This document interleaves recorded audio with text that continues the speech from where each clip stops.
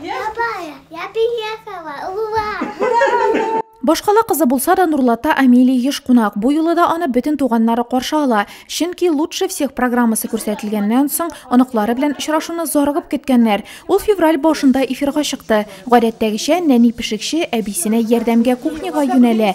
Ул бит хәзер медальле аш-су остасы. Будет вкусно. Амилия катнашындагы тапшыру гыйнвар ахырында төшерелә. Яшь пешекче яраткан бургерларын ясап күрсәтә. Моңа әнисе өйрәткән. Бүген ул үзенең яраткан ризыгы белән әби-бабайларын да сыйларга тели. Огурцы. Запомнила. Помидорчик.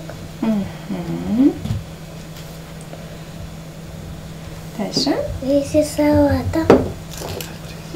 Собачка. Бургер, собачка. Без сюжет төшергән вакытта яшь артист 1 минутта утырып тормады. Һәм һәр вакыт бездән микрофонны алырга теләде. Чөнки хәзер бу аның өчен гадәти эш коралы. Шуңа күрә интервью бирергә ризалашканда да аны үзем тотам диде. Я умею готовить печеньки, бургеры, котлеты. Еще я умею готовить синики. Амилияга бик шат иде. Аның хыялы тормышка ашты. Ярата микрофонны, сәхнәне вообще ярата. Амилия 2 яшьтән үк безнең пешерә, бик ярата. Sən кухняга гелчега иде. Сырниклар, котлетлар, пюре, нинди вторые блюда тоже пешерә иде. Икенче этап шоу голос түбәттеләр.